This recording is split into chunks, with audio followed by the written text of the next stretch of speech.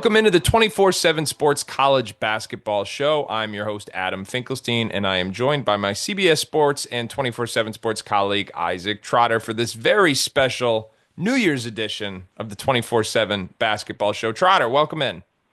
Thanks for having me. How we doing? I'm great. How were your holidays? How's the new year going? All that good stuff. It's good, right? We get a couple days of a break from basketball 24/7, and then suddenly conference play is back and better than ever. So I think we're going to learn a lot about some teams really, really quickly.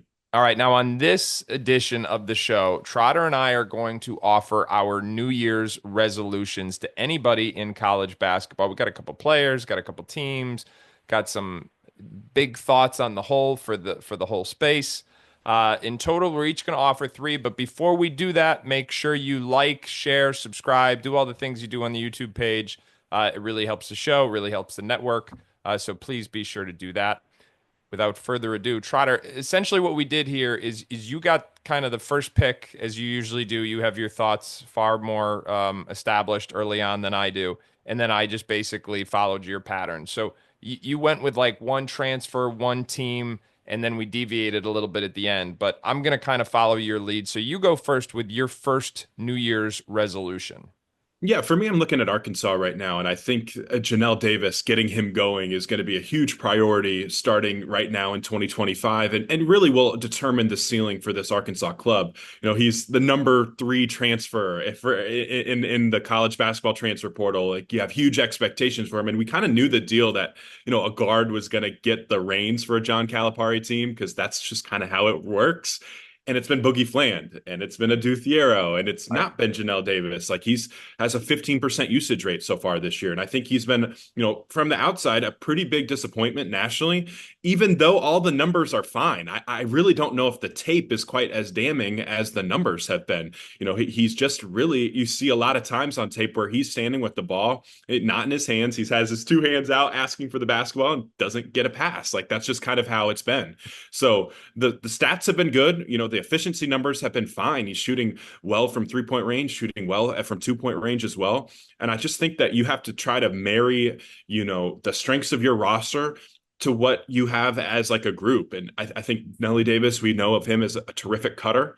There's not a lot of cutting in this Arkansas offense, right? There's not a ton of playmaking that we've seen where they're finding open cutters there. So I think finding ways to maximize him and get him going will really bring this group together. Because honestly, you can kind of negatively talk about John Calipari. I've been impressed with Arkansas lately. I thought that they've made some real strides. I think defensively, you're starting to see them look a lot better now that Jonas Adu has started to get into the mix. That's another transfer that started slow for some injury reasons, right? Just like Nelly Davis, who's been battling a little bit of a wrist injury.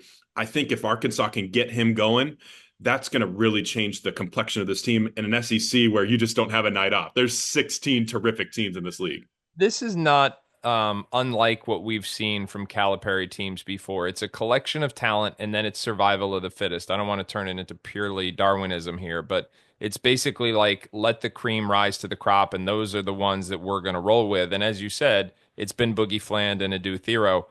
You talked about establishing him more as a cutter and doing some things. Just to put it in perspective, through 11 games, basically through the holiday break.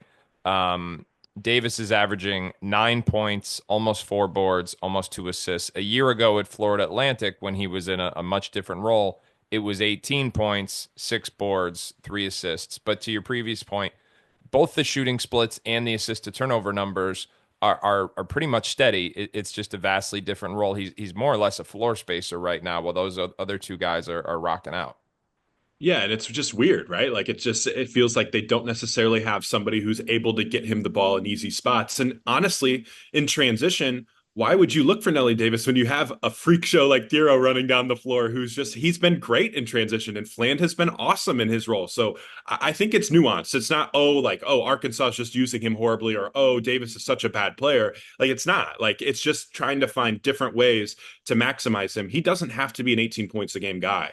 But if he needs to be a 12 points a game guy, he needs to be a steady source of offense. And I think that he has to maybe adjust his game. And I think Arkansas has to adjust some things too, stylistically, to get the most out of him down the stretch. All right, fair enough. I am going to go with a transfer a transfer fix of my own, and that's AJ Storr at Kansas. My number one New Year's resolution is directed towards AJ Storr, and that is just simply this.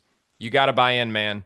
He's Bill Self. You got to do what he's trying to get you to do because although you have kind of ascended with each passing year, you had an intriguing freshman season at St. John's, you had a really good sophomore season last year at Wisconsin.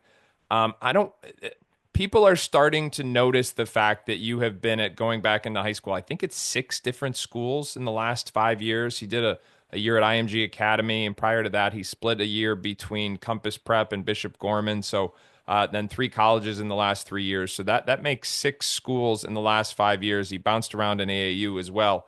And you got to buy in. We've seen this before where transfers have a hard time acclimating right away to Kansas. But when they do, they benefit. Their NBA stock is going to benefit. No one is denying that AJ Storr has the tools to eventually translate to the NBA, but it has not been a smooth transition so far. Here's some of the Bill Self quotes going on AJ Storr going back the last 3 months, and they've been some good ones. Right after the first two, I think it was exhibition games of the year, he said, "I have AJ Storr all messed up. He doesn't know what aggressive looks like."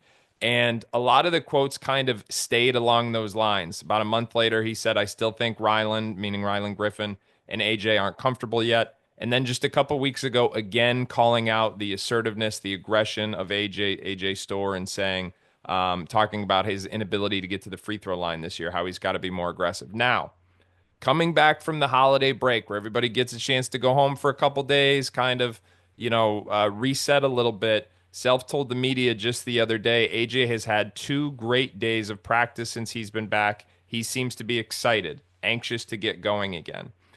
Through 11 games, Storr is averaging under 8 points per game, along with 2 boards, 1 assist, and shooting just 40% from the floor.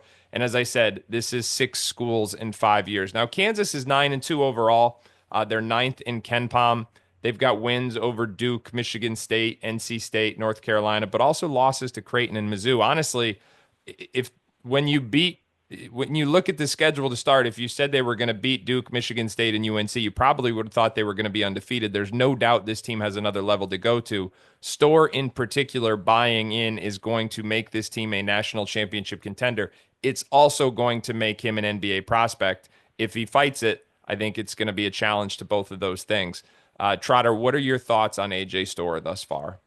So what does buying in look like? Like to me, I go, All okay, tells you to do. That's what it looks like. Yeah. well, and what do we know about Bill Self? He's one of the best X's and O's minds in college basketball. Like you can get 6 points a game off if you cut hard at Kansas. You can get 6 to 8 points a game if you run the floor hard in transition. It's not all of that complicated to start to math your way to 18 points a game at Kansas if you're just your backdoor cuts are on point. We saw Kevin McCullough last year. Like there were stretches where he wasn't making threes for long parts of the season, and he was still able to put up big time numbers because he cut really hard, ran the floor hard, offensive rebounding, just doing all of the little things. So part of me wonders how much Kansas has to try to get AJ Storr a post up or two, or get him in isolation a couple times just to get him feeling comfortable with being able to do the other things. But there's no question, like Kansas needs more from them perimeter defense, and AJ can be a big part of that. Like he is in a roster now for the first time where he doesn't have to have a 27% usage rate. It's going to be a little bit lower. That should, in theory, give you a little bit more energy to bring it defensively. So I agree with you. It's just like this Kansas group, like they have the talent to be a tier one national title contender. It's just like how much longer do we have to wait for the Ryland Griffin explosion and for the AJ Storr to start playing like, the player he was brought here to be. And he was paid handsomely as well. This is another opportunity where you have a lot of guys who are making a lot of money this year who haven't necessarily lived up to the hype so far in the early going. And it's up to AJ to really find his way at this Kansas group, or they're going to get eaten alive in the Big 12. All right. Fair enough. Your second overall New Year's resolution. This one is going to be more team centric. What do you got? I'm looking at North Carolina. I think that they might have found something playing these four guard lineups. They used it a little bit against Georgia Tech down the stretch, and that was a big part of the reason why they were able to hold that game off. They used it again in their biggest win against UCLA, and it's getting Elliot Cadeau, Seth Trimble, RJ Davis, and then bringing in Ian Jackson off the bench and getting him on the floor. And those four guards together I think are four of North Carolina's best five players this year. So that lineup gets you that lineup on the floor together, gets your best four, your five best players on the floor.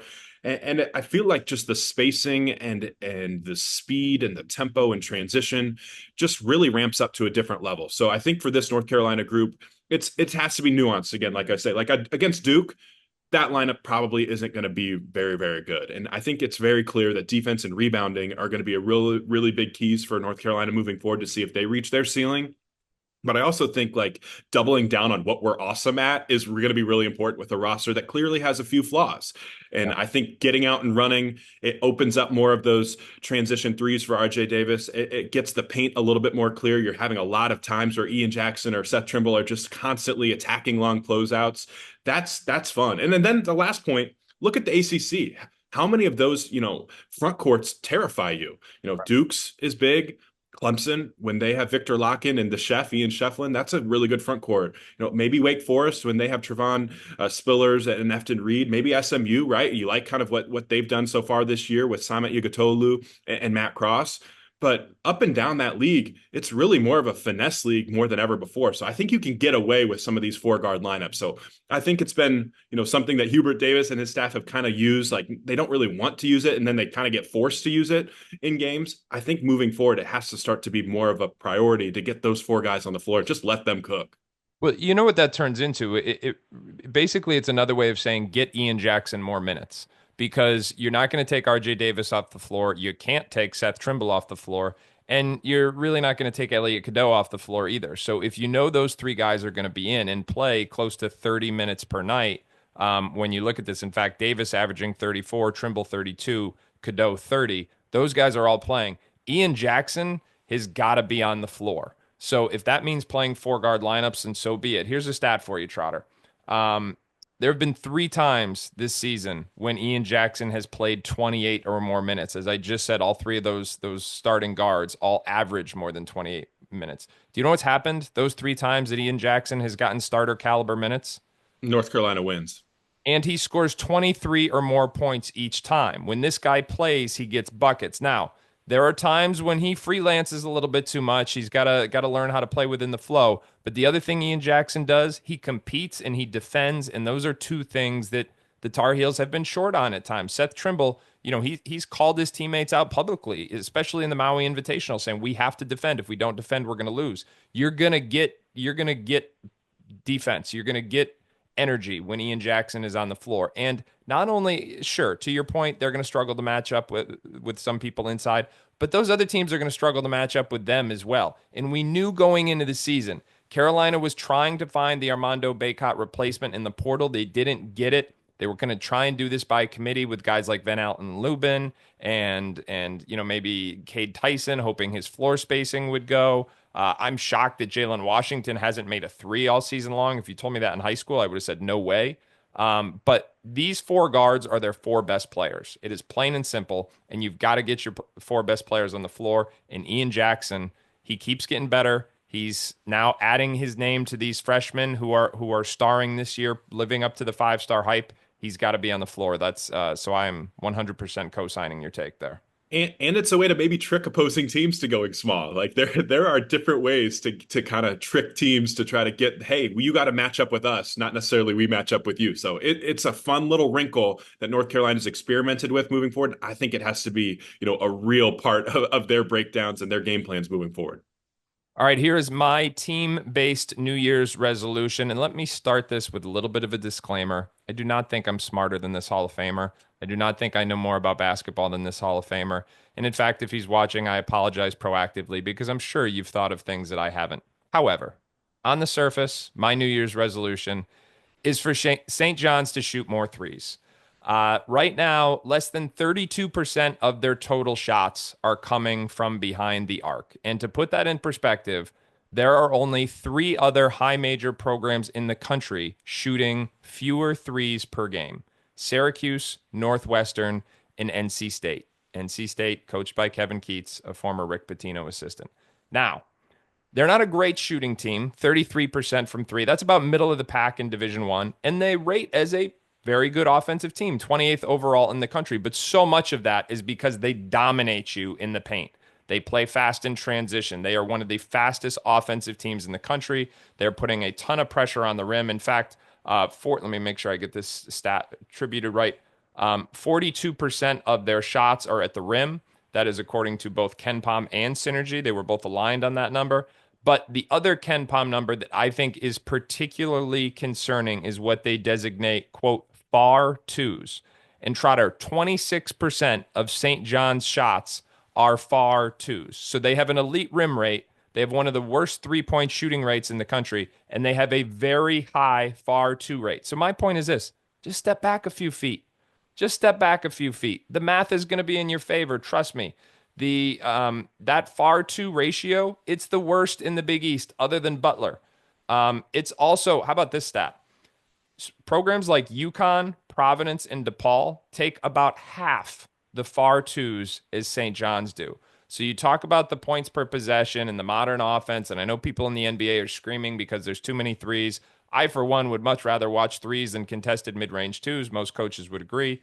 But that to me is my take. I think St. John's off to a really good start, great defensively, great at the rim, shooting way too many contested twos, need a few more threes, push it out from 18, back behind that arc. And I think that would be a big help to them offensively. What do you got?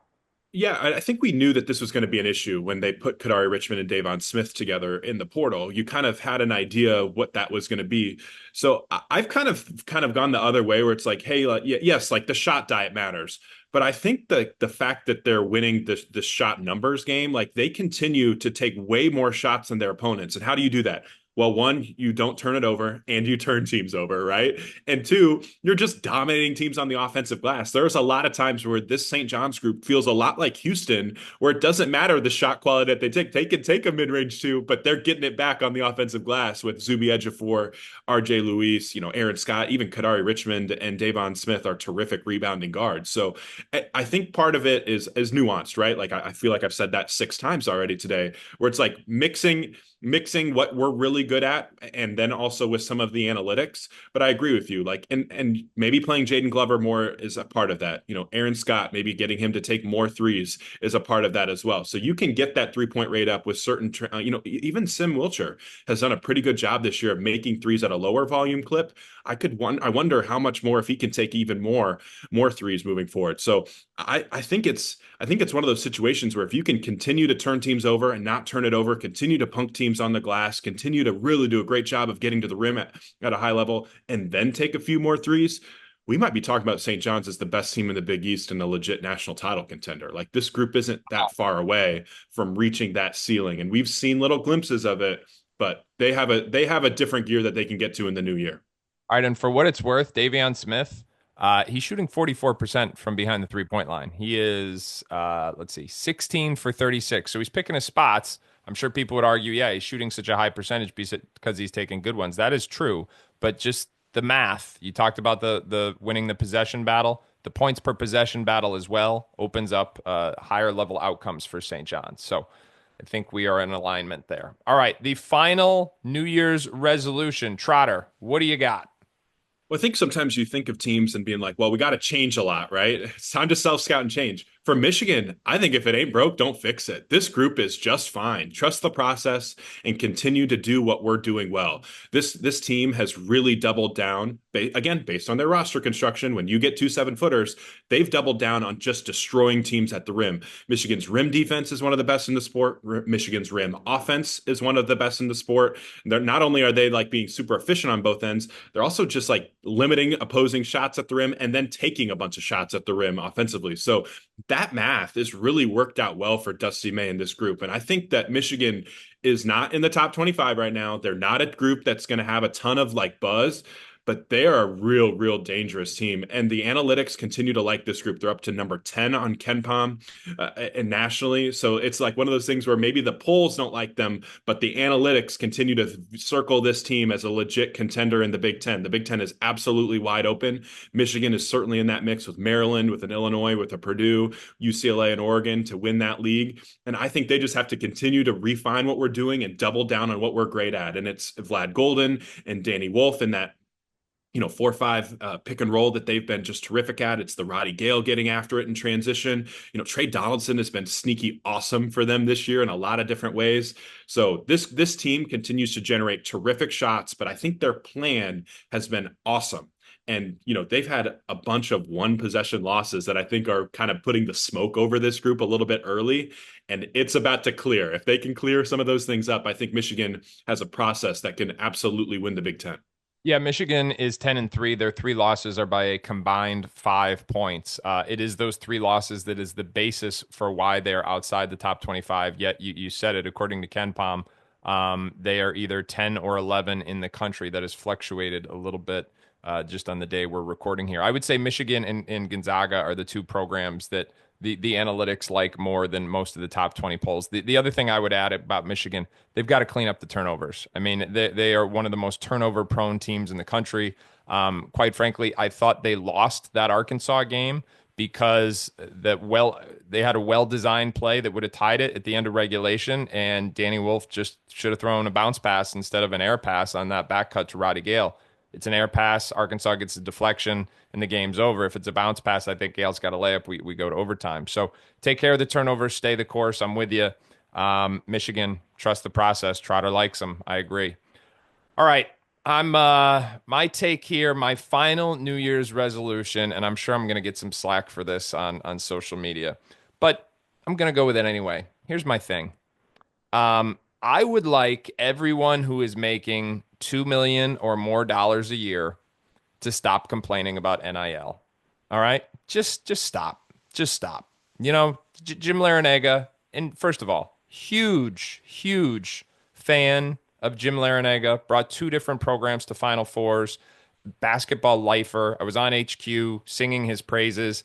It was about an hour before the press conference, and then I watched the press conference, and I'm like, "Ooh, don't say that. Ooh, don't say that." I mean, just ripping NIL, and it was the very NIL landscape that brought Miami to a Final Four less than 2 years ago, when they were very outwardly paying guys like Nigel Pack unprecedented amounts of money. And I get it. It's, it can cut both ways, and it's been hard to hard to figure out how to balance that since that Final Four run. But it was the basis of the Final Four run. And similarly, you've got guys like Coleman Hawkins, who very publicly making a whole lot of money at Kansas State. I am also a believer in Coleman Hawkins. You can do a quick X search of my Coleman Hawkins tweets over the years. And, he's talking about all the negativity he gets. He can't look at his phone. And I get it. But you know what? When you're out there telling people how much money you're making every year, and you're allegedly up over $2 million a year, that's part of what you're going to get. I don't want to say that's part of what you're getting paid for, but that comes with the territory. So I just think, listen, this system is broken. I'm not saying it's not. I'm just saying that while we are in this transition period trying to figure out what a stable version of college basketball is going to look like, and we're a long way away from that. People are hoping the government's gonna intervene, but the recent court decision about the impact of JUCO eligibility is going to send another just tidal wave through this. The recent international rulings about people who've played pro over there now being eligible to play college basketball. So there's a lot of things, a lot of dominoes that need to fall before we get to a place of stability in terms of college basketball. But GP, Gary Parrish, made a tremendous point on the Aya College Basketball podcast. And obviously, if you're not listening to that, you should. And that is this. There is no other sport outside of college athletics which makes the amount of money that college basketball and college football does, where the players are not the primary earners. No other sport, ever. And so if you're one of these coaches and you don't like it, you're still making more money than you would anywhere else. You want to do what Tony Bennett did? Great. He left the money on the table. He said, you know what? The money's not worth it for me. I'm going to walk away. I'm not the guy for this job, I think were his words. No issues with that. But otherwise, be a part of the solution and try to help steer this towards a more sustainable place. But stop complaining if you're making $2 million a year, because you're complaining about a system that is allowing you to make that kind of money. Trotter, I'm not sure if you want to get in on this rant. I wouldn't fault you for just saying, "Hey, Fink, you're on you go on that island on your own." But I will open the floor to you to add anything you would like to add. Well, I'm really bad at keeping my New Year's resolutions every year. So I think this one is in well good faith, but I have a feeling we're probably going to see a lot more complaints about NIL moving forward. That's just my theory. You can, but if you're benefiting from it, if you're going to Final Fours from it, if you were a millionaire yourself from it, don't complain about it. It's not that hard. It has benefited you. It just seems to me to be very hypocritical when those are the people who are doing it. Listen, you're at a high major school and you don't have the buying power to compete. Complain all you want. You deserve it. Okay. Now, maybe give back some of your 2.5 million to help generate some player funding, but that's another issue. Yeah, so anyway, that's my soapbox for the day. All right, Trotter, Happy New Year. Anything to add here before we sign off? Nope, going to be a lot of basketball. Looking forward to getting to know these teams a little bit more. And guess what? March Madness is right around the corner too. It's crazy how fast this season goes. It's a slog, but man, it's not that far away from the best time of the year. All right. And before we sign off, just a special thank you to everyone who has watched the 24/7 Sports College Basketball Show throughout the 2024 year. And stay tuned for what should be a very exciting 2025 for this show. We've got some big news coming up real soon. So make sure you keep it locked right here, 247sports.com and the 24/7 Sports channel. We will see you again real soon.